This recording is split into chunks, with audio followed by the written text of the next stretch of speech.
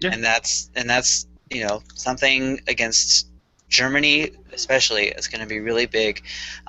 Obviously, he can score with his head, but I think even potentially more importantly in the winning stages of a game like Germany or Portugal is being able to clear away those crosses, because he did that twice in the final stages against Mexico before he scored the goal that was wrongfully called back on the offsides. Um, he cleared a couple of dangerous Mexican corners aren't usually dangerous against the United States, except they were in that second half earlier this month, until Eddie Johnson came in and started hitting them away and basically neutralized that threat. So I feel like that's when you've got the starting spots locked up between Josie and Clint Dempsey and everybody in the midfield, you're bringing the rest of the plane is going to be filled out by specialists. And I feel like EJ does that more than Mondo does. All right. Anything else? Um, Or? That's my opening statement, I guess. All right. Doing classic debate style, like one at a time, rebuttals and everything. All right, sounds good to me. Yeah. Let's see. Well, just a lot of this started out with a post I made on Reddit after that Mexico friendly, where I was just comparing the amount of starts for Wando compared with Eddie Johnson, and how Wando had scored a good amount of goals in such a small amount of time, and people critiqued it, saying that I didn't actually do a proper look at it. I should have let's see, like basically made it into an actual like number, like goals per 90, goals per match, and so that's what I ended up doing.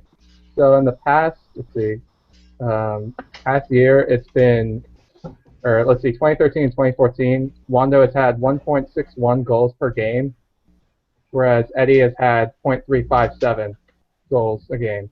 And I know they've scored against different opponents, played against different opponents, but at the same time, Wando's had 502 minutes total in 2013 2014, whereas Eddie Johnson's had 1,259. So it's a significant larger amount of time that EJ has had to be able to score, and he just hasn't done it. So I mean, if I'm looking at just a goals standpoint, Wando is the one that's on a hotter streak. I mean, even taking into account that goal that was called off, because we all know that that should have been a goal. That was yet again getting CONCACAF. It should have been a goal and it wasn't. And as far as specialties go, yes, I'll have to concede that Eddie is better in the air. He's lethal from there for whatever reason. He just always seems to score there. And yeah, I think the majority of his goals actually in the past year have been off his head. Yeah, I ended up looking through all the footage and everything. He has 4 headers actually, and then 2 with his right foot, and then 1 with his left foot. And then Wando has 5 with his right foot, 1 with his left, and then 3 with the head. And so really for me, I feel that Wando has a lot of build-up play, and just his presence and just the whole thing of that right place, right time. I think it is something that can translate to a higher level, because he's just been consistently doing it and consistently on. And with his familiarity with the players, I think that he's going to just be doing better and better. But if I'll be honest, I feel that with Boyd's lack of experience with the men's national team, it actually might be something where we see Wando and EJ go, and especially because who knows how Klinsmann's going to do it, like how many midfielders and how many forwards he's going to choose. I feel like he's not taking 5 forwards. I feel like that's a little bit too much. Yeah, but from what I've seen, some people classify Dempsey as attacking forward, some classify him as a forward, like in different columns I've seen. So that's where I'm not sure about it. I've seen Steve Goff of the Washington Post classify Eddie Johnson as a. I'll wait for a second. Whoop, whoop, that's the sound of the police. I wasn't quick enough on the mute button, fellas. Sorry about that. I don't know who's. Before you continue, Ian, let me throw another point at you guys. I think a lot gets made about the current league form of anybody who's about to go to the World Cup, and neither of these guys are in the best form we've seen. I mean, obviously it's early, but do you think that has any effect on selection? Well, I know Klinsmann cares about it a lot, but I think he's going to care more about what he sees in the May camp. I feel like he's seen enough from both of these guys.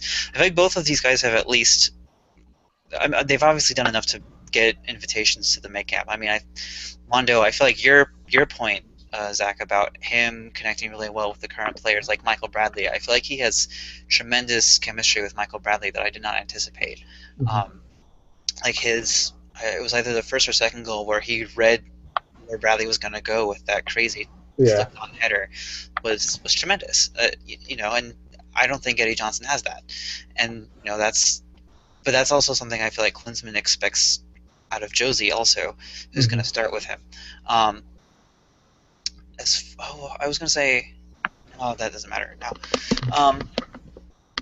But yeah, I mean, with regards to the goals, I know the opponents are brought up a lot, but I feel like not without reason, right? Because Wando scored a lot, but he scored 3 against Belize, and he scored like 1 or 2 against Cuba, and then he scored against El Salvador, and then Eddie Johnson also scored against El Salvador, and he also scored the only goal against, it was either Honduras or Costa Rica in that Gold Cup.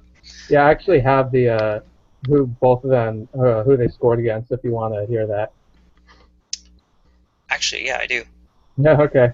Let's see. So EJ for his I filed it basically under the Klinsmann era, like all the goals scored as Klinsmann's been in charge. Yeah. So he had 2 against Antigua and Barbuda, Eddie Johnson did in 2012. And then in the past, he scored against Panama, El Salvador, Honduras, Bosnia, and Herzegovina, and then against Mexico. And then somebody could say twice against Mexico if you want to count that offside goal, but it's not technically a goal. But I think the only goals I don't remember from that are the ones against Antigua, because I don't remember that game so great. Yeah, that was I think that was a really early World Cup qualifier. Yeah. From what I remember, I think that was 2 headers actually. Yeah, I remember that game. That was definitely it. Oh, actually, yeah. That one of them was off an. Yeah, one of them was off an Alan Gordon cross. Now that I remember, his one time on the national team, he put in a nice cross and basically helped the U.S. win that game. So he actually has one of the highest assist to match ratios. I was actually looking through that. It's pretty hilarious seeing him up there. And then for Wando, it's Guatemala, his hat trick against Belize, 2 against Cuba, 2 against Korea, and then 1 against Mexico. So, yeah, there you go. I'll let you go with that.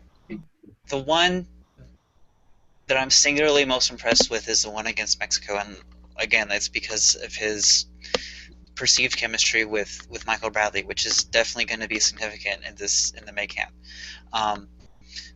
I do point to, and I know you guys did better against TCL competition than anyone else, but the note on Wando is that he's always struggled scoring against superior competition. That's obviously kind of wasn't true against Mexico, because MLS All Stars versus Liga MX All Stars basically was that game, right?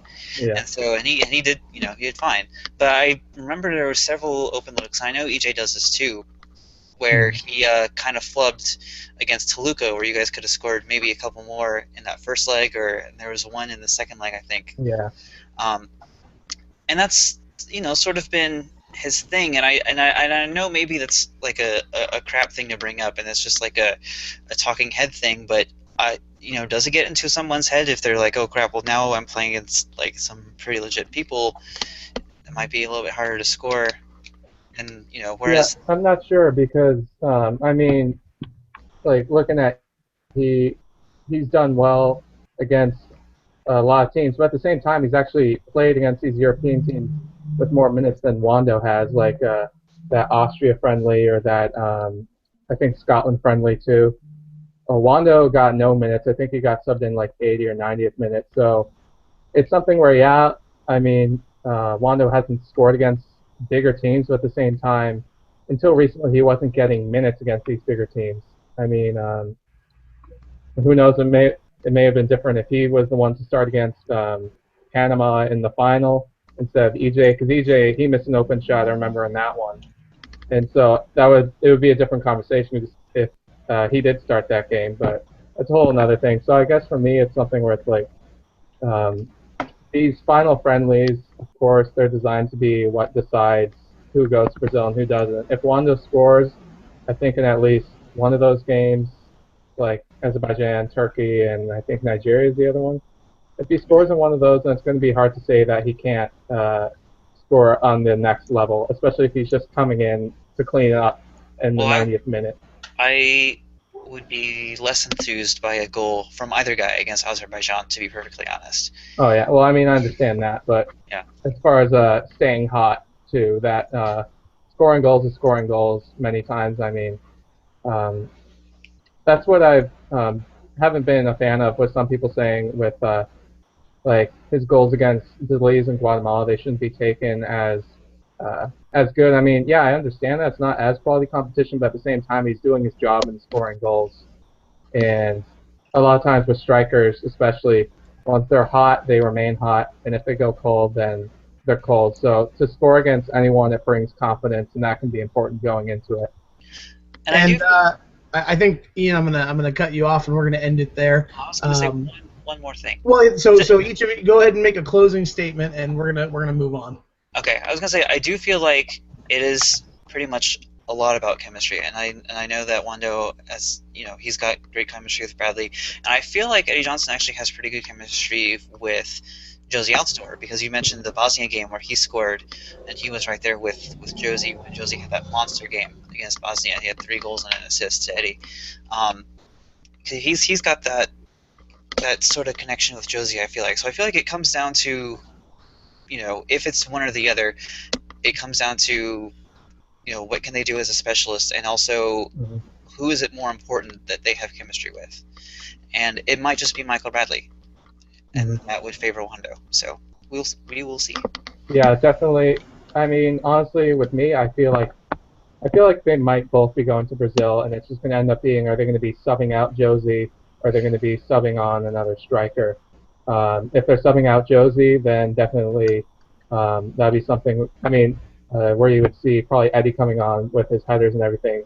But if it's to go with Josie, you'd see EJ going on.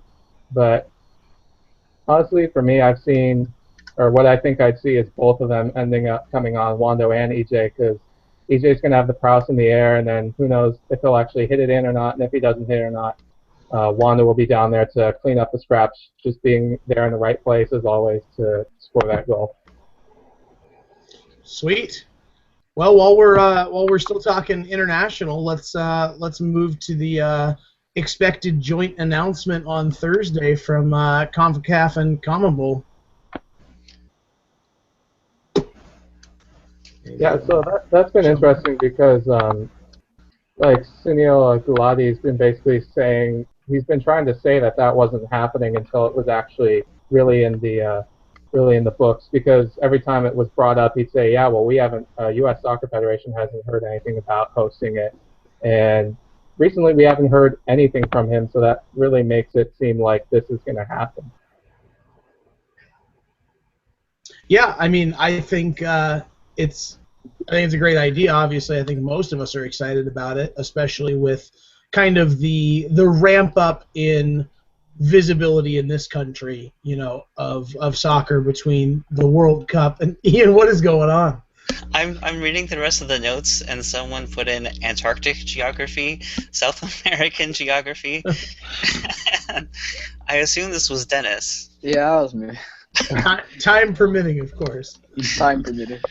Anyway, you know, with the World Cup this year and 2 new expansion teams next year, that the possibility of the, you know, Copa America, especially being hosted here, and that whole idea is great. You know, I think that can only further building the sport in this country, which, as we all know, is still growing.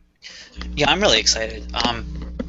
I've been looking for those 2 confederations to combine, and like not fully. Actually, I kind of would like for them to combine fully, but I know that's never ever going to happen. But this is sort of, you know, a step to there being more interactions between, because I know Mexico gets to go play in their Copa America all the time, and it's totally not fair because we never get invited. And it would be really cool to play in their Copa America, to play a Euro style competition with, you know, basically teams that are in the Hex plus all the South American teams. That would be awesome. And if we were to win that, you know, or come close, it'd be actually something valuable to win, as opposed to the Gold Cup, where it's basically, well, are we going to win or is Mexico going to win? Or Panama. Yeah, It is Ranked interesting though, 110? that this is like the Centenario, which, I mean, unless I've misunderstood something dramatically, they have the actual Copa America in 2015.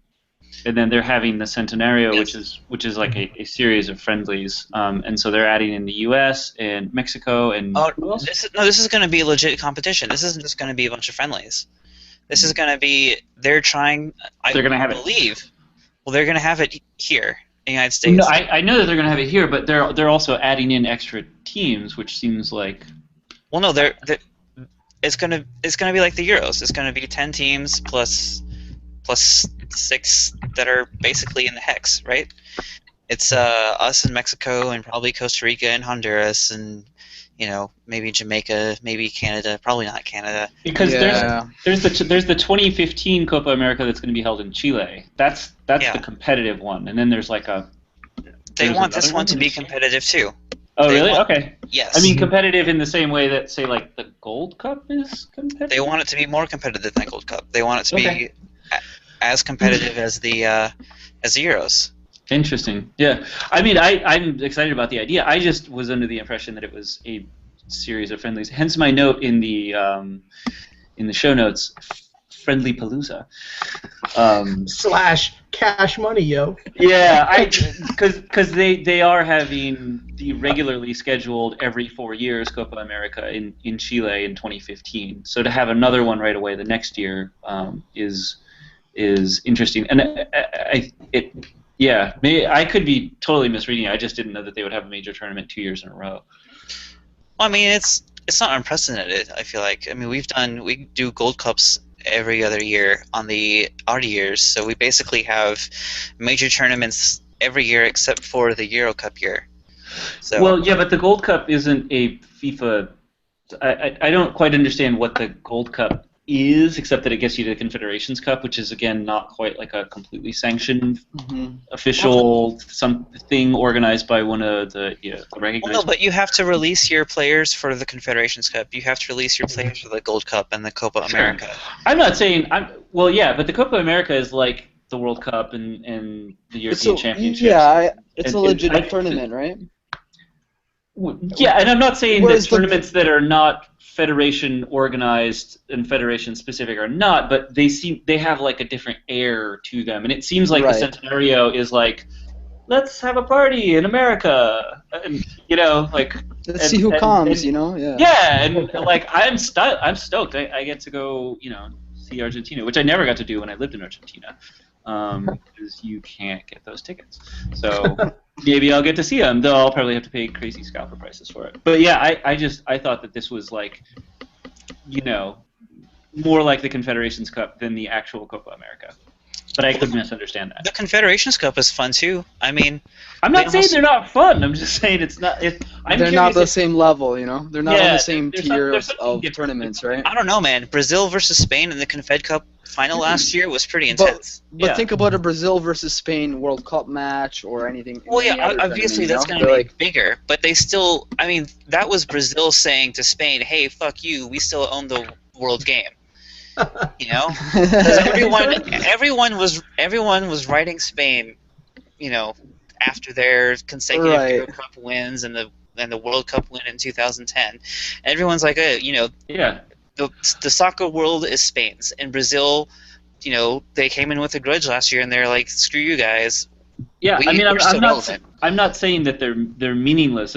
I was just curious how this relates to the normally scheduled Copa Right. America that is only teams from the CONMEBOL conference, and that is, the official one, because it seems a little quasi-official with Japan and the U.S. and a couple other countries that have deep Japan's relationships. not coming. Are they? I thought Japan was coming. Yeah. Well, they've think actually Japan's been in coming. previous ones, I'm pretty sure. What? Are you Yeah. serious? Yeah, that's the thing. I mean, if you're saying it's not necessarily a serious competition they've had, yeah, let's see.